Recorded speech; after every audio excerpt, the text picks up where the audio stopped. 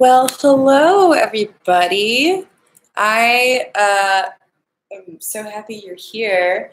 I have done a lot of live streams before, just never on YouTube. So forgive me if I don't know how to fucking work this thing as well as I should. I'm sure it's a steep learning curve.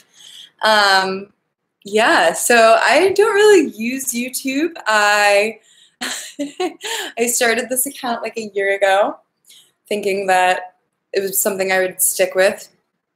Ended up not being the case, which is totally fine. But I realized that the Instagram lives that I do, which tend to have a lot of people, because I'm more of like a Instagram person than a YouTuber. I'm not really a YouTuber. But it can be a little bit of a shit show in there. So I'm excited to be here on a new platform where I can hopefully interact with you a little bit more. And I would love it if you just ask questions in the comments. That's probably the best for me to receive your questions for now. I'll come up with a better method one of these days. But I also brought a bunch of my favorite books. I brought a bunch of books to read from just in case, I don't know, people didn't really have any questions and they just wanted to like hear some juicy sex ed thoughts. All right, well, my first question is from David Costello. Are you a girl? I'm a girl. That's what's on my birth certificate, and that is how I identify. And it just so happens that I am a girl and maybe also a woman. Maybe getting there one of these days. Ooh, Vivian, good question. Vivian is asking, do you have any tips on what to do with an uncircumcised guy? I guess I'm not really sure how foreskin works, especially one that's kind of long and tight. I'm so glad that you're bringing up one of my favorite subjects. Foreskin is full of myth in this country. I'm coming to you live from the United States. So in the United States, circumcision is a bit of a norm. And since Daniel is kind of following up on this, do I believe in circumcision? I think the easy answer to this one is no, simply because it's just like any form of genital mutilation. If you are doing something to somebody's body without them, you know, like a baby can't be like, yes, this is something I'd like you to do to my body for the rest of my life. You know, it's a little handy-dandy thing we call bodily autonomy. You should be able to make decisions regarding what happens to your body. And given that you can choose to be circumcised later in life, but you can't be uncircumcised later in life, I think it's a pretty barbaric practice and also something that parents should at least know the facts on before they do it. So let me get to Vivian's specific question. So I think if you've had experience only with circumcised penises, the term I use for an uncircumcised penis is an intact penis, simply because it doesn't normalize circumcision. So a foreskin is a part of a penis that, you know, you are born with, and therefore saying uncircumcised is kind of, again, normalizing circumcision. So essentially, I'm just being distracted by all these lovely questions coming in. The foreskin is just like the clitoral hood. So we have a little piece of skin that covers the clit if you have a vulva, and that's essentially what protects the head of the clit, which is analogous to the head of a penis.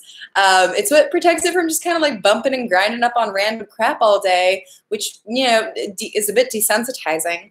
But can you imagine, you know, people with clits, if somebody had your clitoral hood removed, like how different of an experience it would be to interact with your genitals? It'd be really different. So people with foreskins often masturbate with their foreskin as like a masturbation sleeve. It's kind of just like a way you can masturbate without needing literal lubrication. It kind of rolls along the surface of the head, so you definitely wouldn't want to yank it all the way back and go to town on the head of a penis on somebody who has foreskin.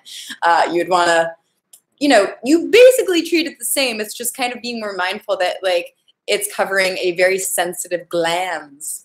And, you know, don't it's always good to just like ask the person what they want. Also, you can literally just be like, how do you stimulate your dick? I think it's always good to be honest if you don't have experience with like a intact penis also. At high key sounds like you'd lose feeling in your clit if the hood was removed. I mean, yes, the truth of the matter is that like there are people who have very advanced stages of female genital mutilation. And the reason that they aren't the same is because female genital mutilation often goes much further than removing the clitoral hood. It can, I mean, this is very graphic, so, you know, content warning for this or whatever, but people sometimes have clitorectomies. Sometimes people have the entire outer labia sewn shut, and that is a real thing. And those people can still achieve orgasm and experience pleasure because all of the nerve endings are still there. They may be altered and unfortunately, you know, surgically changed because of the cutting, but it is still possible to have like a happy, pleasurable sex life. So I also don't want to be like a fear monger who's just like, if you've been circumcised, you're fucked, because that is not true. It does make penetrative sex a little bit more comfortable. It moves with the vaginal and anal walls a bit more easily. A big myth is that having foreskin makes you more susceptible to STIs and STDs, which is also bullshit. It's kind of like saying, oh, you've got delicate tissues and delicate tissues rip easily, therefore we must remove them to keep you safe. We don't, you know, and we also don't cut off our ears because they're difficult to clean. That's not something we do. So if we just applied this same stuff to, if we apply this information to, yeah, a vulva, it just makes a lot less sense, doesn't it? Foreskin makes it easier to move with the vaginal walls because essentially it's like it rolls. Okay, yeah, so you're continuing to, Vivian, who I was just about to respond to the rest of your question. It's longer and it's pretty tight. So there are some people who elect to have their foreskins completely removed as adults because it is painful when they're erect. If he doesn't experience any pain, then that's probably not something he needs to do. But you definitely wouldn't want to yank it past where it naturally is yankable. Like, you would just kind of try to interact with the head of the dick through the foreskin in that case. But yeah, that's pretty common. Honestly, I've seen personally foreskins that range from so tiny that it looks like the person is circumcised to giant, long, tubular, wormy foreskins that just smoosh out along the end, even when they're fully erect.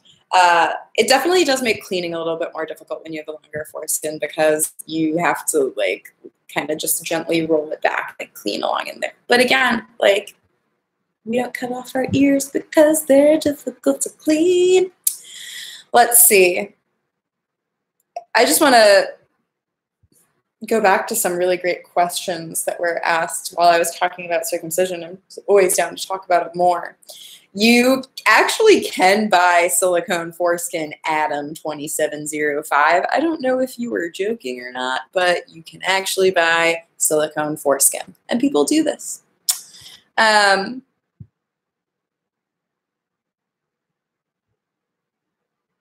Let's see. Stem cells can produce foreskin, or so I read. I don't think that that is necessarily a thing. There are people who attach weights to the skin on their dick right where the circumcision scar is. If you've been circumcised, that line that is anywhere from when you were circumcised. Some people like to attach weights to it and pull it down. I don't necessarily recommend doing that unless you really want the physical object of a foreskin attached to your body. Okay. Let's see. Somebody was asking about using dildos if you are a man. I echo what Daniel Lewis is saying. The butthole and interacting with it does not make you gay. It is who you have sex with, who you want to have sex with, that determines your sexual orientation, not what you do. It's who you do it with. And I know a lot of straight men who love prostate play. And in fact, stimulating the prostate reduces your chance of prostate cancer by a lot. I want to say like by a quarter. It's a whole lot. It's so much. It reduces your rates so much that it's kind of hilarious to me that there's so much fear around prostate stimulation. Because if there was another form of cancer that we could lower the risks of acquiring by stimulating that body part, wouldn't we do it? But no, it's very taboo. It's very taboo still. What if you are, but it shouldn't be. Monogamous folks who feel this way, there are people who are non-monogamous folks who feel this way. And there are people who are like solo poly, who hook up with a lot of people and maybe maintain a lot of ongoing relationships per se, you know, not romantic necessarily. It really just depends whether you're looking to have, you know, sex and no romantic relationship, or you're comfortable with having a romantic relationship, but you don't want to have sexual relationships. All of it's cool. It's easier for you to navigate relationships once you know exactly what you want, though. So I hope that that is something you explore a little bit more. More Than Two is a really great read. This is one of my books I brought just in case. I didn't have anybody in this room, which apparently I do. So, yeah. Let's see.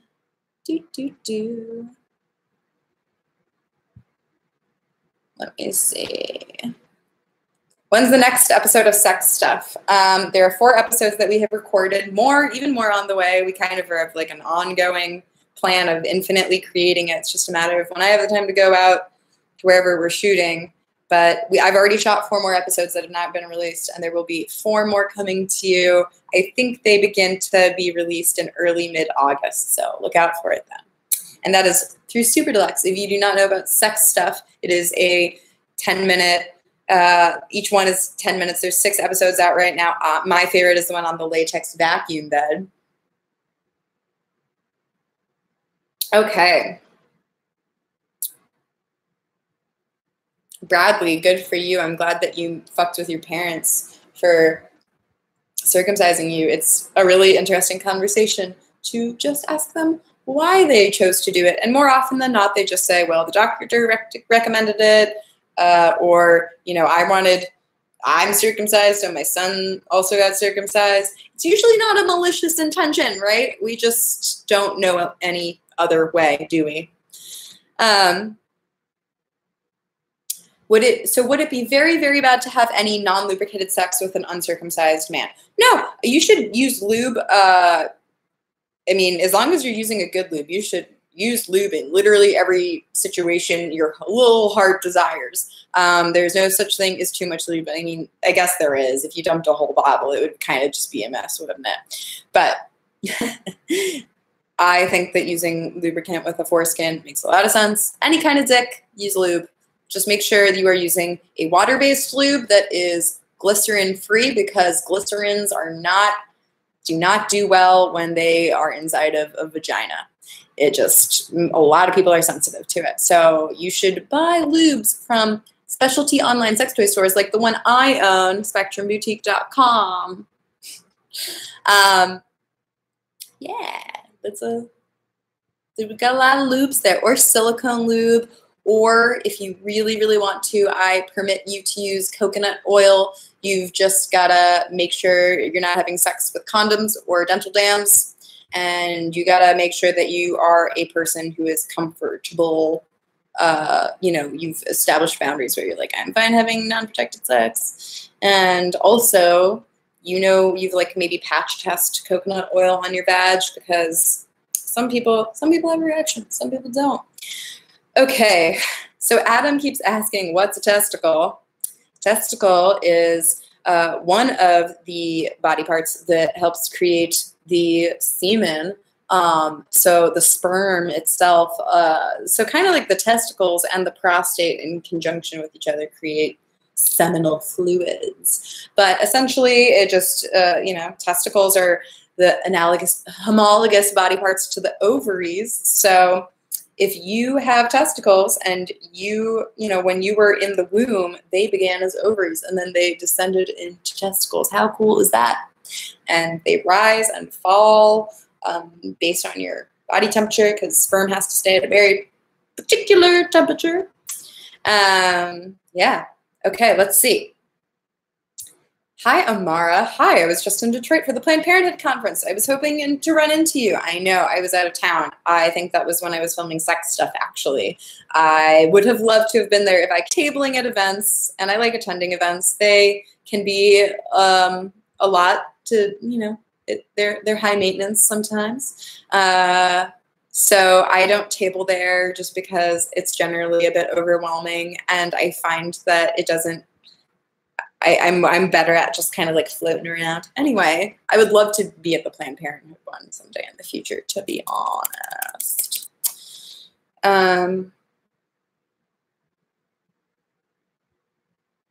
Ronald Swanson, I have a question. My girlfriend is into scat. Yes, she is. I'm more traditional, so she basically wants to take a dump during anal. How do I even approach this? Well, it's really up to you. When it comes to poop and blood, those are fluids that are a little bit messier to deal with than cum, aren't they? You can also transmit disease a little bit more easily with poop and blood. So, I don't know. You don't have to do anything with scat if you are a traditional man, Ronald Swanson. You can say, hey, that's outside of my boundaries, and maybe you can negotiate another way for her to do that if that's not what you're into. But generally, it's kind of difficult to take a shit during anal.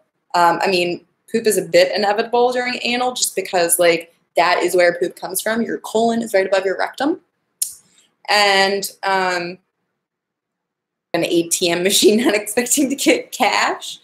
So there's gonna be some trace amounts of poop probably, unless you're really intensely douching, which I also don't recommend, but it doesn't seem like she would want to do that either. So I don't know. Have a conversation about it. You don't have to do any poop.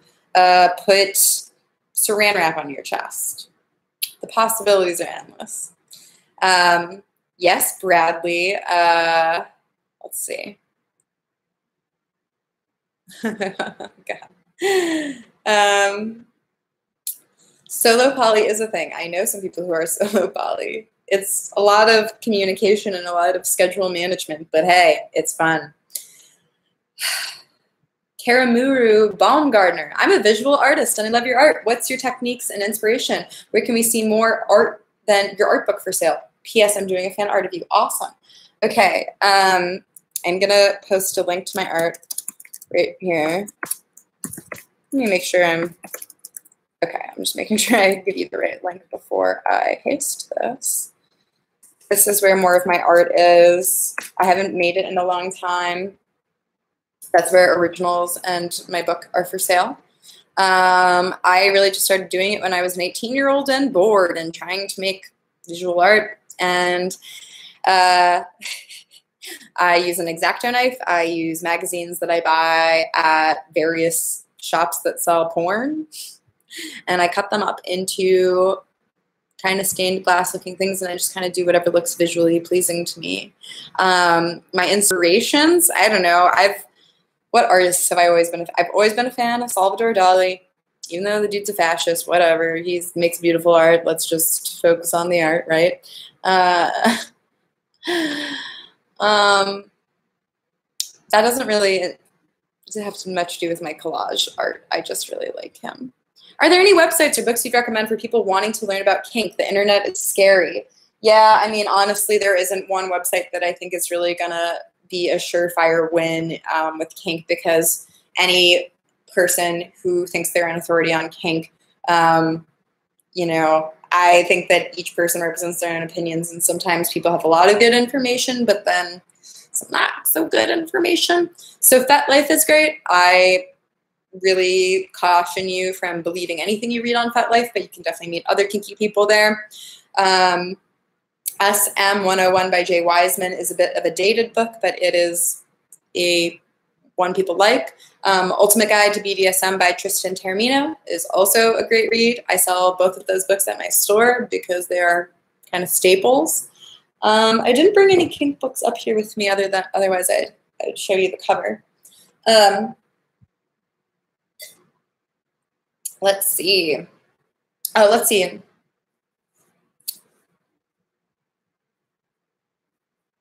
Midori is a great kink educator. God, there's so many. Tina Horn, Teddy Bear. Sure. If that's what you want to do, sure. Is anal at all dangerous? Even if you do it right with lube and stuff, it is always, there's always a risk to all forms of sex. With anal, you definitely run the risk of getting an anal fissure, and you can still have that happen even with lube. Even if you're taking it slow and you're a seasoned anal pro, it can still happen.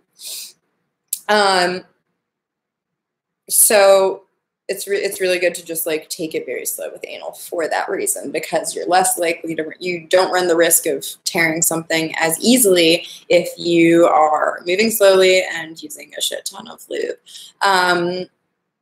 If you get very deep into the rectum, you can hit the colon, and you can definitely feel that. It's not dangerous, but you definitely want to be more gentle back there. I mean, look, all types of things can happen. You definitely, like, I think realistically, what you run the biggest risk of is an anal fissure, and it is very unpleasant, but you will heal from it. Some people's anuses prolapse. That is a thing. Some people have hemorrhoids that make it very painful. You can still have anal sex. It's just you want to navigate around the hemorrhoids / massage them / anal can be helpful for hemorrhoids.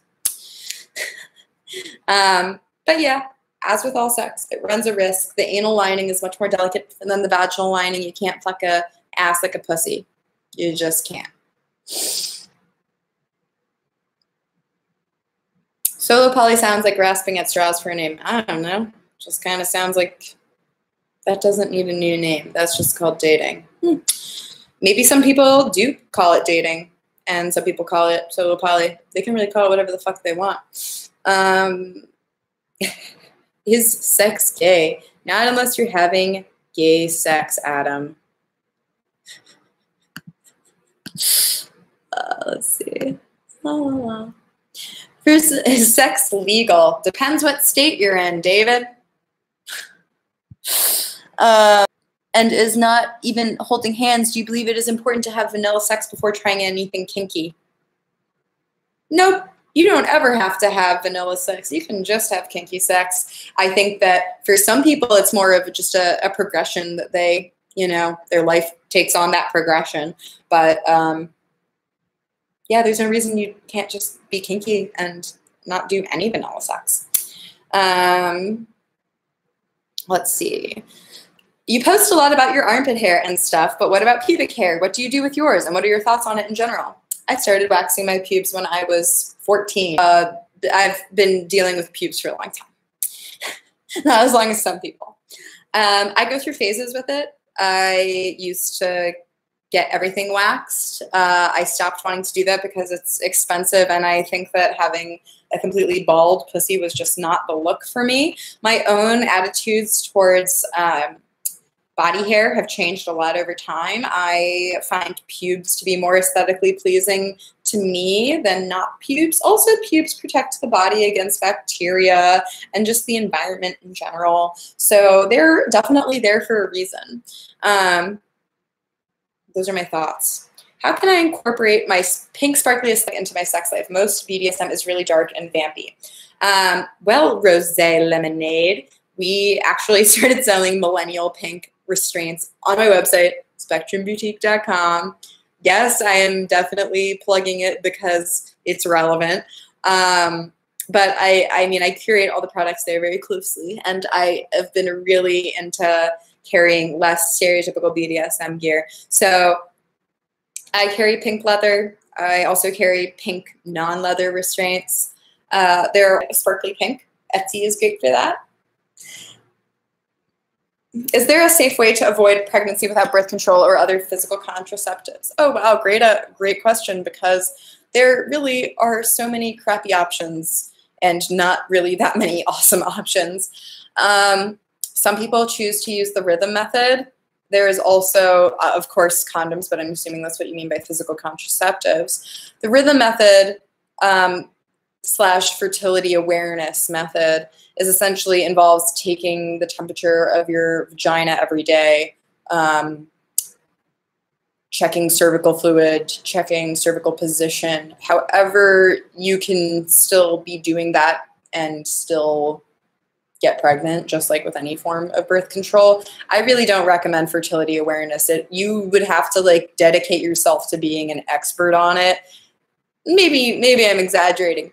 I just think that it's a lot of work for not a very certain rate of protection. It really sucks.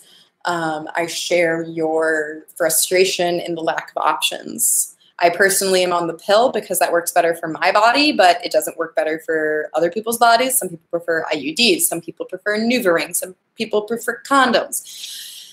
There is not one right way.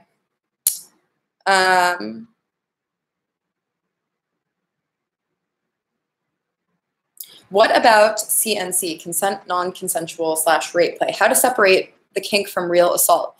So great question. Well, the key word is that consent. Consenting rape play is very different from rape, right? That's the key word. Definitely requires a lot of conversation and negotiation down to very minute specifics. So do this with a person you trust. Definitely don't. I wouldn't recommend casually doing that. Just because you run a high risk of emotional trauma, especially if you're a survivor of assault or rape. In fact, it can be a very healing practice for people who have who are survivors of assault and or rape. And part of what, as a survivor of assault myself, I find that certain aspects of BDSM that may seem a little bit more scary on the outside are actually very healing in that they allow me to negotiate my boundaries. And when I do it with a person I trust, I am building the muscles, the internal brain muscles of learning how to ask for what I need again in a time when I have forgotten it sometimes. It's not going to be right for everyone. I highly recommend reading Healing Sex, which is one of the books I brought up here to maybe read to you tonight. It's one of the few kink-informed books about sexual assault and trauma and healing from it. It's a difficult read, but if you stick with it, I haven't gotten all the way through it. I've read enough of it to know it's a good read, but it's really upsetting for me sometimes. So if you think this would help you, go for it, you know?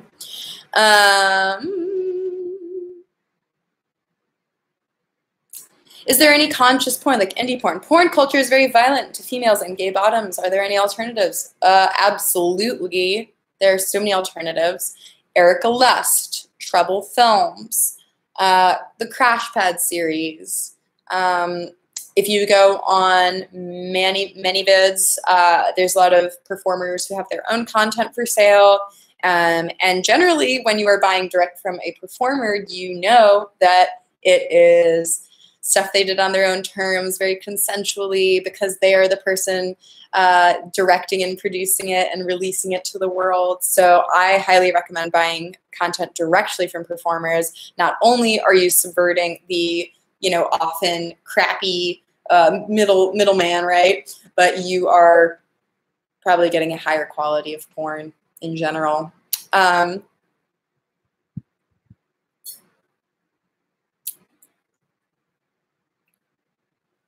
So Ashley was talking about sacred sadism.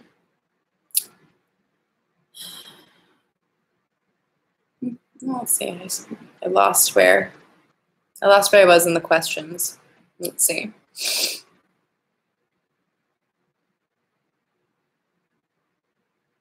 I mean, Bradley Williams.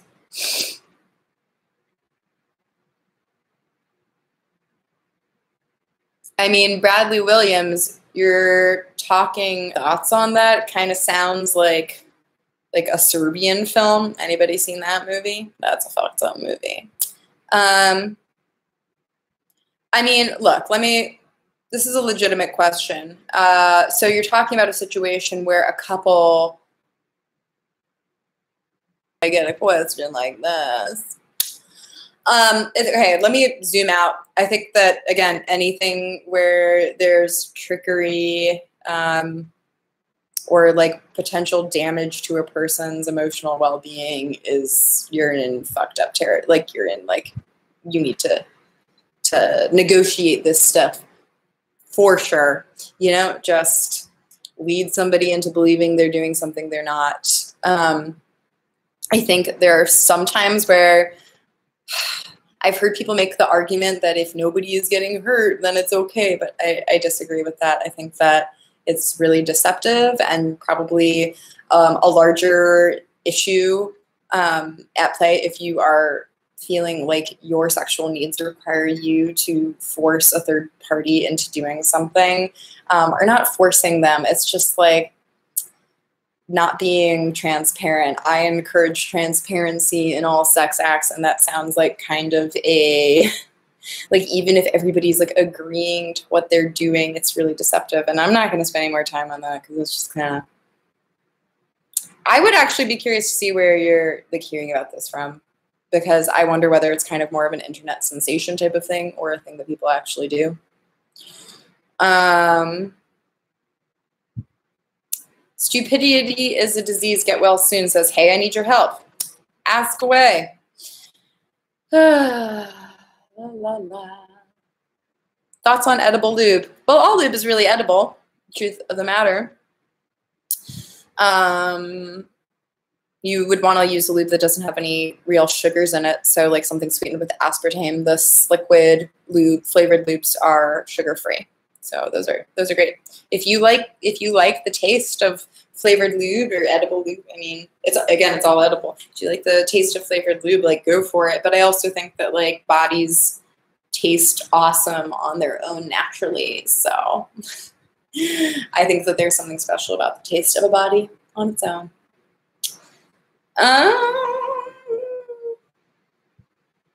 How to get my sexual partner more comfortable with anal play, both his and mine. We communicate well about likes and dislikes, but I want to get him comfortable with at least exploring it some. You could literally just educate him. You could literally be like, hey, do you know you have a very juicy G-spot in your ass? Have you ever stimulated it? Have you ever thought about stimulating it? Ask him if he ever stimulates his perineum, because if you stimulate the perineum, you indirectly stimulate the prostate. If he likes that, there's a high chance he might like internal stimulation. Kind of just dance towards it with information. And also just be like, well, I mean, usually I feel like usually the situation in a heterosexual couple is the man pressuring the woman into anal sex and not willing to be receiving himself. But that's not what you're bringing up. I think in general, if you are socialized to be a man in this world, you generally feel a sense of like a difficulty wrapping your mind around receiving penetration. Folks, if you've ever been penetrated, maybe you get what I'm saying. There's like a certain like cord of tension that must drop inside your body in order to feel the relax your muscles, and especially if it's for butt stuff, in order to accept something into your body. So I think that if giving him the space to talk about his feelings, maybe he hasn't thought about it before, and maybe now he can think about it and you can reapproach it later, right? But also getting a book, an educational book about anal sex is really helpful. Thanks, Bradley. I'm glad you like the YouTube. It is quite laid back, isn't it? Rose is asking, thoughts on incorporating weed into sex? Hey, everyone's body is different. Maybe weed and sex is awesome for you, or maybe it's going to trip you up and make you feel funky. Do whatever feels good for you, but, you know, as with any substance, know your limits and don't do things you aren't sure you're comfortable doing. Like, you know, pre-negotiate. Like, weed makes sex really awesome, but like, I hate drunk sex, and I hate sex, you know, that's been fucked up by some other substance. Weed is an enhancing one for me, but it might not be for you. There's nothing wrong with it though. Just kind of like finding a person who like is mutually down with that. 'Cause some people don't smoke pot and they get weirded out if you're really stoned and trying to fuck. But if you find a fellow pothead, it is beautiful, isn't it? Is edible lube actually all that safe to consume? Elena, you could drink a whole bottle of lube and not die. I've kind of done it. Vivian is asking, I have to go to the gyno for a checkup soon. I'm kind of freaking out. Can you explain what they do? Oh, okay. Well, congrats on going to the OBGYN soon. Some people start going as soon as they hit puberty. Some people start when they're 16. Some people start when much later in life. I think it's always good to start earlier just because it's another doctor you can talk to about your body. I, first of all, like to share this tip with everybody. If you're looking for any doctor, regardless of your sexual orientation, I think searching LGBTQ friendly doctor is really helpful. I identify as straight essentially, but like I want a doctor who is kind of down with like all folks, right? So that's a really great way to find out if a doctor is a little bit more, you know, open-minded and progressive. So what they're going to do is they're going to ask you why you came in. Maybe it's just for a general exam. They're going to have you lean back and scoot your butt to the end of the exam table. It's going to be reclined. Like this. Not that high up, I'm just being funny. But it depends what they're going to do. They're probably going to insert their hands into you, push up, and then they're going to feel around your ovaries, kind of like this. They're just going to be like having their hands into you. They're going to be like kind of like pushing around and massaging inside of you.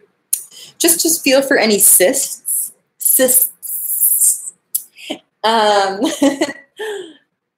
If you're getting a pap smear, they're going to take a long Q-tip and they're going to swab your cervix to check the cells to see if there's anything precancerous or cancerous. And generally that's it. Sometimes you get STD testing done while you're at the doctor. Sometimes you get a colposcopy where they're literally like taking a little bit of your cervix to test, and that can be a little intense. But if you're just going for a basic exam, that is generally what you will expect. I'm 19 and a virgin. I've been interested in kink since around 14, 15, so I'm glad that one of my favorite experts told me it's okay to be a kinky bee. Also, what are some things that are hard limits for you? Well, everybody has different hard limits, right? Let's see. I mean, it really just depends on who the person is and how well I know them. I don't like biting. There's one hard limit for me. If you bite me, I'll fucking smack you. Do I like girls? Isn't it weird when people say like men and girls? I'm like, you know, girls is like the child version of woman. Okay, so I like women. But I have not been with as many women as I've been with men. I am definitely a Kinsey 1. You can do a test to see where you fall on the Kinsey scale if you're curious about that. La la la. How did I get into this work? Was there anything you were surprised by when you first started? So my collage art was what got me into selling sex toys and being a sex educator. I was just like this bitch hanging out in Brooklyn where I lived at the time. And I made a bunch of art, and this girl was like, this woman was like, your art's really sexual and awesome, and if you like doing this, then you'd probably like working where I work. And she worked at a sex toy store. So I applied to work at the sex toy store, started working there, worked there for a year, got a lot of education during that 1 year of working with customers face-to-face. I opened my shop a year after I stopped working there. I've been in business for 3 years, so I've been working with sex toys for a little over five years now, about 5 years. And I think what surprises me is about is how literally any asked me. It's very rare that I come across a question that somebody has not asked me before. And I say that to emphasize how they might lie in different areas, but nobody is alone. You might think you are the only person who has an issue or a problem. I wish I had like statistical data on how frequently I get asked a particular question, because I want to be able to show it to people and be like, look how much other people fucking worry about this, or look how many other people don't know about this. So I think that was what surprised me. I guess it's not all that surprising. A lot of us are like, what the fuck, sex? Mysterious. And local to the area. Is local a true requirement since primarily online? What type of work? Customer service?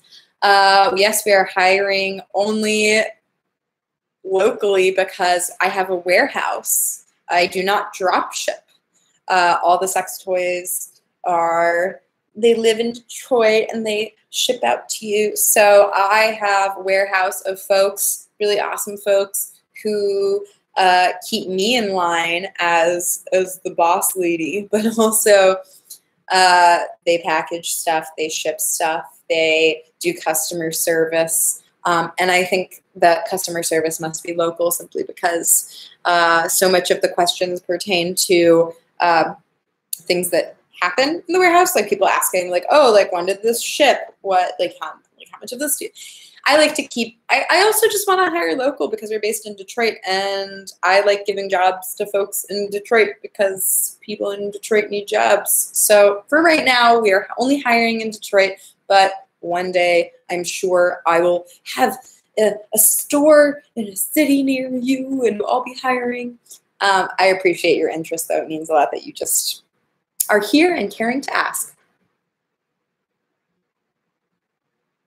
Hi, Lily. Let's see. Thanks for the appreciation. Lady Callan asks, what are your thoughts on spermicidal lube? Do you think it's safe? Oops.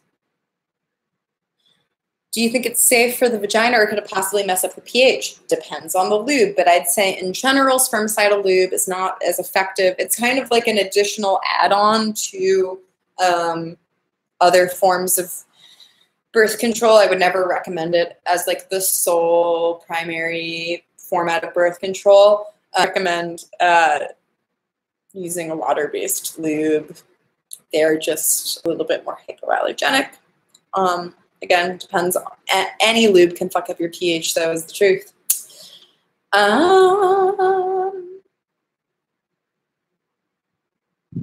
Can you talk a little bit more about your ASECT experience? I'm going to start my certification process soon. It still seems a bit confusing. Thanks for asking, Emily. I have been to, so I've been to the last 2 ASECT conferences. Right now I'm just acquiring credits, and I plan on doing a certification program through the University of Michigan in the springtime.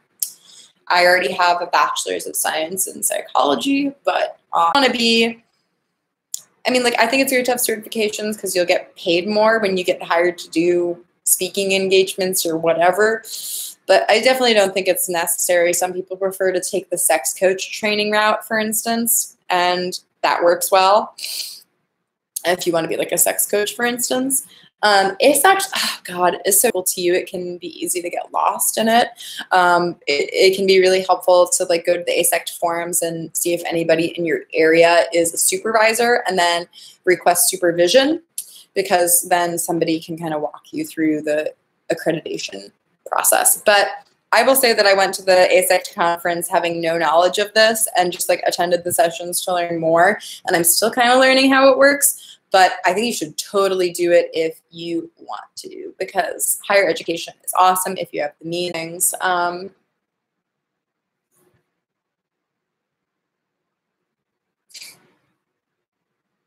It's so weird too, because I don't really have like I don't have a perception of like what's objectively unusual anymore, because I just feel like I hear everything. So, some people think that BDSM is really, left out of the conversation, and it is for a lot of people. I think consent is left out of the conversation for a lot of people. I think that butt stuff for people with prostates is really left out of the conversation. Again, I think every person's going to have a different answer for that. I think circumcision's really left out of the conversation, but I think you all know that I'm all about intactivism. So I've with these feelings in the past. I want to feel more positive about it, but I think it's probably rooted in anxiety. I would say so. As a person who also has anxiety can cause a lot of self-doubt, even when you're like, wait, I'm doing things that I love. Why do I still feel weird? I think that Catholic, you might have a lot of reservations about sexuality. And I think that more so than beating yourself up, it's better to ask like where the root of the feeling comes from, or like what reminds you of this feeling. And then you can tackle it from there. You can see, like, okay, is this my religious up to me? Is it something a partner once said to me? Because there's really no way of knowing where it stems from until you kind of meditate on it. I think journaling, I'm going to say journaling. That's what my therapist always tells me to do. Journaling is really helpful. VR porn is totally a thing, hon. You should get on that. There's totally like VR porn interactive sex toys too. You should totally check those out. Also, have you ever been to Newgrounds games that were like totally inappropriate but involved sex? Like of games. It was fun for me.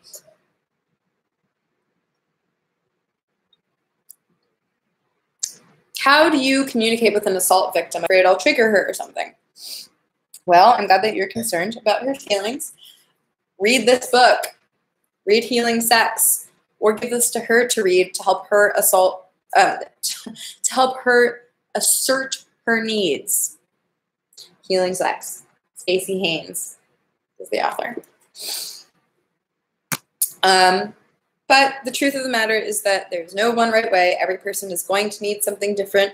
So it is really your job to follow her cues. I think that because assaults happen disproportionately to gender people, if you are the partner of somebody who identifies as one of those identities, then you are kind of also, you need to be aware of all the factors that may have influenced their understanding of intimacy that you as a man just may not have experienced. Types of relationships, people are meeting each other in very different places. So this is just part of the dynamic because of the fact assault also happens to men. And sometimes that can be, you know, its own unique can of worms on how to interact with a male partner who is an assault victim. It's everyone's identity intersects with their experience of assault differently. So I think that doing a bit of reading, also are dating assault victims, and you can have these conversations together, you know, with your partner, go on forums. I think that just talking to people who are in your experience while also getting outside, you know, opinions and voices is a really great approach.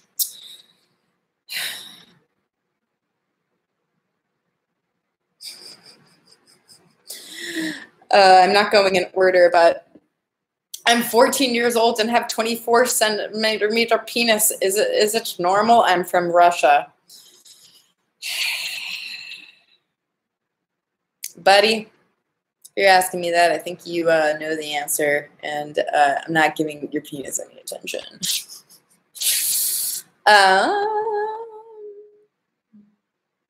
Oh, I just saw your second comment, Aphrodite, about you can literally just say like, hey, I've been doing some reading. I want to make you feel more comfortable. Is this something that you'd be open to reading? And give it to her and talk about it and, you know, meet up and talk about it after she's read it. Certainly just giving her the space to talk about it when she is ready and not twisting her arm into a conversation is very important.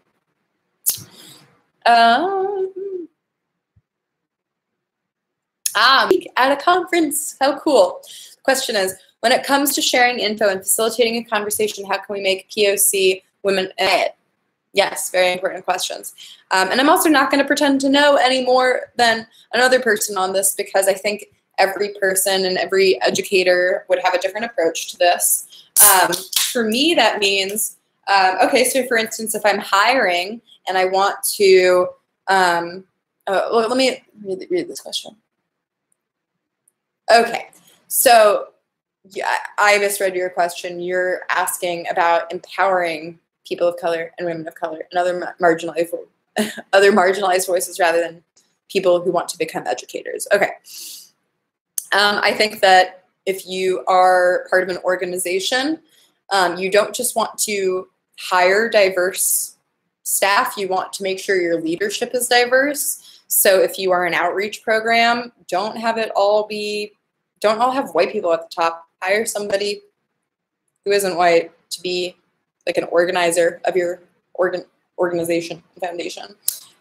Also, like, what people look at, or are you going to a little bit more diverse locations? I mean, again, it really this is a bit broad of a question, but I think it's just a matter of like visual representation. Like if you are a publication in a magazine, and like, let's say you're doing like lifestyle stuff, like just literally including people, organizing a conference, taking a really good hard look at the diversity of your speakers.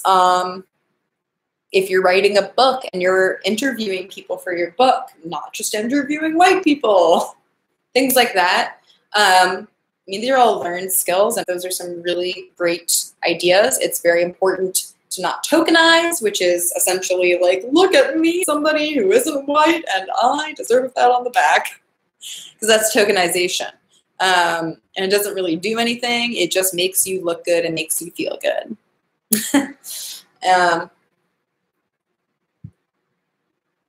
But next week. But that is a great question. And unfortunately, sex education is so, just like with everything else, focused on white people. And it's frustrating to me because like let's talk about like toys, for instance. Like I run a sex toy store and I support sex toy bloggers. And it's really frustrating. Everybody who's reviewing the sex toys are white women. You know what I'm saying? It's just like, it's literally. So glad you happen to be live right now. I just found out I have HPV and genital warts and just kind of need some advice for how to go about my sex life I talk to you about this quite regularly. It's good to disclose your status, but I honestly think that the most encouraging thing I can say to you is that any person who has had sex even one time runs the risk of contracting HPV. And the good news also is that you can virally shed HPV. Like you can get rid of HPV if you have a young, healthy immune system. I have had HPV and have somehow gotten rid of it because I have a healthy body apparently. But it doesn't always happen. And with warts, here's the cool thing about warts. If you have the wart variety of HPV, that is not the cancerous version. I could be wrong on. I have actually, unfortunately, been partners with somebody who failed to disclose that they have HPV to me, and then I was, having sex with them, and I was just like, you failed to mention this to me. So information about this because it's a really common thing, but maybe you haven't heard about it, and I'd love to talk to you about it if it would make you feel more comfortable before we do things. The truth of the matter is that it is also just a really good asshole filter. Anybody who's like, you have warts, fuck off. Not a person you want to be intimate with anyway. If that is enough to just make them a no, that is valid, but you don't want to hook up with them anyway. It can definitely make casual sex and hookups more difficult to navigate. But again, just like I don't think that anybody should be having sex without some type of conversation beforehand, talking about boundaries, talking about like their STI status. That's something you should be doing with everybody. So it's a really great way to set an example for other people. And yes, it is unfortunate that now you are required to do this heavy lifting every time you're intimate with somebody. And there are going to be people who are jerks. But everybody who's had sex has more likely than not fucked somebody with genital warts. Just statistically speaking, more adults, more sexually active adults do have it and aren't symptomatic or some other form of HPV, then don't. So I think things like that are really good reality checks for people. Well,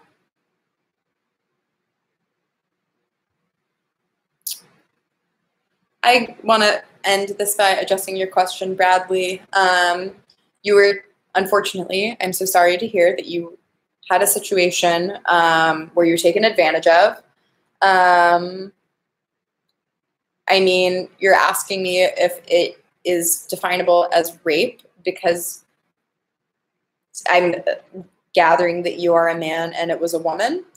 If you stimulated without your consent, that's rape. So that's rape. And I'm sorry that it is even a question you have about whether that is to navigate when you feel uncomfortable talking about it in a culture place, but you in the specific dynamic. I recommend also this book. I'm gonna just pull it up so many times. But going into forums, talking to people, sharing this with a close friend or a therapist is really important. Therapy is so important for healing from assault. I'm sorry that this is a question you even have because I think it's fucked up that we have such binary, rigid gender roles that is like something that supposedly can't happen to men. A man can be raped. That is just the truth. Anyway, it's been an hour, so I'm going to sign off now. I love that this doesn't cut me off in an hour like Instagram does, but it was really lovely talking to all of you. I like that we had a little steady group here the whole time. It means a lot to me. I was not sure how many people to expect. So I'm surely going to do this again. It will not be a whole year before I do another one of these, I promise. Have a